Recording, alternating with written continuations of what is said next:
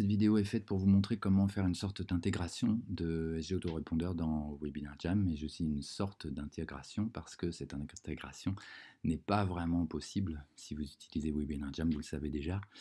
Si vous allez dans la configuration d'un de vos webinaires, vous pouvez voir que dans Intégration et dans Autorépondeur Intégration, vous avez toute une liste d'autorépondeurs, mais il n'y a pas SG Autorépondeur.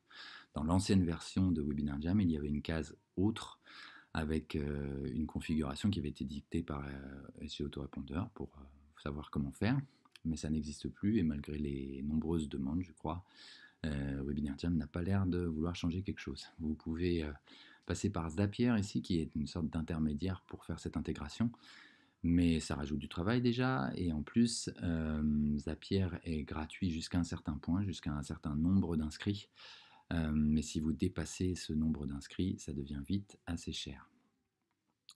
Donc, j'ai trouvé une autre solution.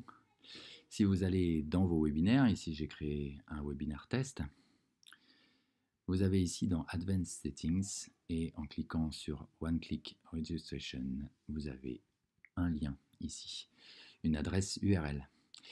Cette adresse URL, elle vous est proposée pour être insérée à la base dans un email que vous pouvez envoyer à vos prospects. Et les prospects qui cliqueront sur ce lien vont être directement inscrits à ce webinaire sans passer par un formulaire. Directement en cliquant sur ce lien, ils sont inscrits au webinaire. Alors, ça passe forcément par des shortcuts qui sont ici, et bien sûr, si vous utilisez ce lien, vous allez avoir à modifier les shortcodes. Donc, en l'occurrence, pour le prénom, ici, vous modifiez your first name et vous le changez en plus, prénom, plus, mais ça, je vais vous le montrer après, qui est le shortcut donc, de SG Autorépondeur pour les prénoms, et ainsi de suite pour le reste, pour le nom, pour l'email. Je vous le montre après. Donc, quand on clique directement sur ce lien, on est inscrit à ce webinaire, le webinaire test, et on va être dirigé vers la Thank You page.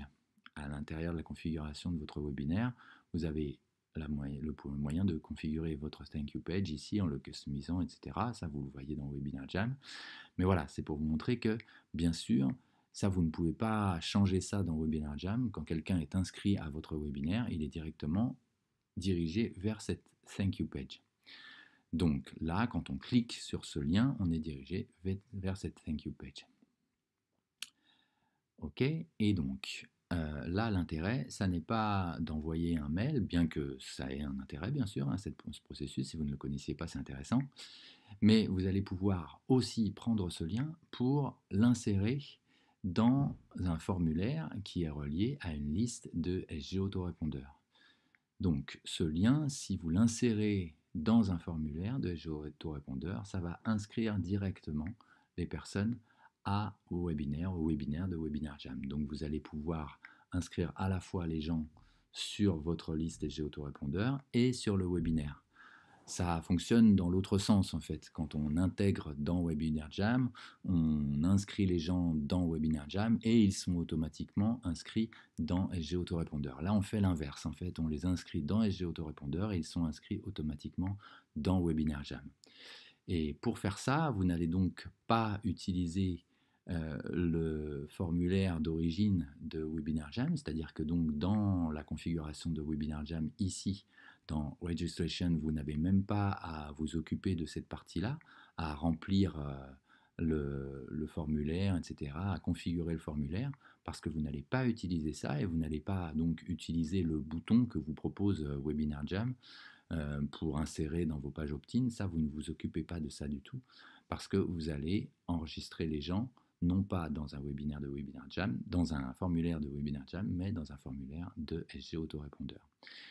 Il y a plusieurs façons de faire. J'ai créé ici une liste test, donc dans SG Autorépondeur. J'ai aussi créé un formulaire test qui est relié à cette même liste test. Donc on va fonctionner avec ça, et il y a plusieurs façons de faire. La première façon de faire, et la plus directe en fait, c'est dans ce formulaire. Donc vous reliez à la liste test, hein, ça vous savez le faire ou pas, mais c'est dans d'autres tutoriels de SG Autorépondeur. Dans ce formulaire, il y a un onglet redirection après inscription. Et c'est ça la manière la plus directe d'inscrire les gens à votre webinaire. Parce que ici, vous envoyez directement les gens vers ce lien, le lien que vous avez copié donc dans ce que je vous montrais juste avant et que je vous remontre ici pour refaire le lien. Advanced Settings, One Click Registration. Vous copiez tout ça et vous allez le coller là. Et là, vous allez modifier, comme je vous disais, your first name. Vous le changez en prénom plus. Your last name, vous le changez en nom plus. Your at email.com, vous le changez en email plus. Ça, c'est donc des shortcuts qui ont été générés et créés par SG Autorépondeur. Hein. Je n'ai pas sous les yeux celui du téléphone, du numéro de téléphone, je n'utilise jamais, mais voilà, vous pouvez tout à fait l'effacer, surtout si votre formulaire ne le demande pas, bien sûr. Si votre formulaire ne demande pas le nom, c'est pareil, vous pouvez très bien effacer toute la partie nom. Alors à ce moment-là, bien sûr, vous faites bien attention, vous allez bien de ce signe-là jusqu'au deuxième plus et vous effacez. Et voilà. Et donc les gens vont s'inscrire dans ce formulaire et donc vont être inscrits à cette liste qui correspond à ce formulaire et en étant redirigés vers cette adresse URL vont être donc directement inscrits à votre webinaire. En étant directement inscrits à votre webinaire, ils vont être dirigés, comme je vous disais, à la thank you page de ce webinaire. Ce qui veut dire que vous ne devez pas remplir, si vous êtes en simple opt-in, dans votre liste, vous ne devez pas avoir de page web à afficher ici à l'inscription d'un contact. Et si vous êtes en double opt-in, vous ne devez pas avoir de page web à afficher ici à préconfirmation d'un contact, bien sûr.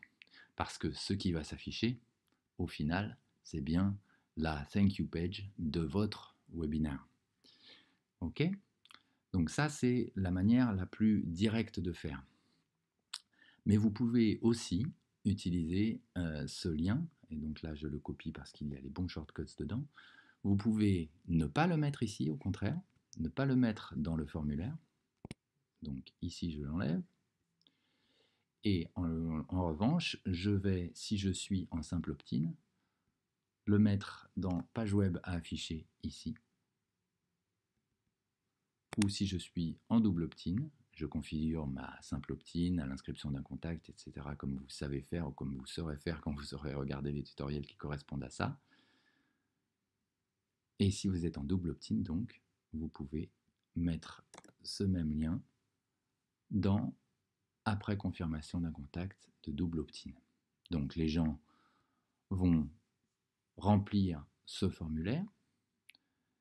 Ils ne sont à ce moment-là dans ce deuxième processus, dans ce deuxième mode de fonctionnement, ils ne sont pas redirigés, vous ne mettez rien ici. Donc s'ils ne sont pas redirigés par le formulaire, ils sont inscrits dans la liste et donc à l'inscription d'un contact en simple opt-in, ils sont dirigés vers là où vous les emmenez et donc vers ce lien qui les inscrit directement au webinaire, ou en double opt-in, vous ne mettez rien ici, enfin non, vous ne mettez pas rien, vous mettez ce qu'il faut pour les renvoyer en double opt-in, et vous le mettez ici, et ils sont directement inscrits à votre webinaire.